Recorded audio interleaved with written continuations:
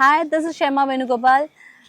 આજે આપણે સમયના અલગ અલગ રીત જેવી રીતે આપણું એક્શન કેટલા સમયમાં થવું જોઈએ ને એટલે કેટલા સમયમાં થયું એમ કોઈને જણાવવું છે તો કેવી રીતે જણાવીએ ચેક કરીએ. અમુક શબ્દો છે જે તમે યુઝ કરીને સારી રીતે કમ્યુનિકેટ કરી શકતા છો. એમાં સૌથી પહેલાં છે તમે કહેતા છો કે ધીરે ધીરે, તો અમુક લોકો એને સ્લોલી સ્લોલી એમ કહેતા છે, પણ ધીરે ધીરે એટલે સ્લોલી નહીં યુઝ થાય. એને તમે બીજા એક શબ્દથી એક્સપ્રેસ કરી શકતા છો, તે છે ગ્રેજ્યુઅલી. ઓકે, ધીરે ધીરે એટલે તમે યુઝ કરશો ગ્રેજ્યુઅલી. હવે તમને કેવું છે કે કંઈ અચાનક થયું, ઓકે, તો એ અચાનક માટે તમારું શબ્દ છે સડનલી. અને તમે કોઈને કહેતા છો કે તમે તરત જ મને જવાબ આપો, તરત જ આ કરજો, તો આ તરત એમ કહેવા માટેનું શબ્દ છે ઇમિડિયેટલી. Okay, immediately.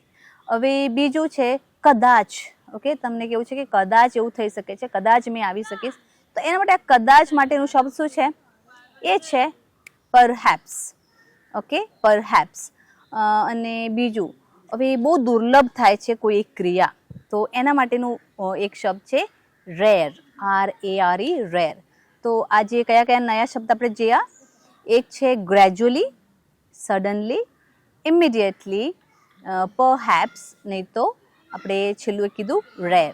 તો હવે જ્યારે પણ તમને વાત કરવું છે, આ એક જ્યારે પણ કન્સેપ્ટ આવશે આ શબ્દોનો વપરાશ કરશો. બીજા નવા શબ્દ સાથે મળીશું નેક્સ્ટ વિડીયોમાં. પણ ધ્યાન રાખજો કે મને જોઈએ છે તમારું સબસ્ક્રિપ્શન અને લાઇક, તે આપવા ભૂલતા નહીં. મળીશું બીજા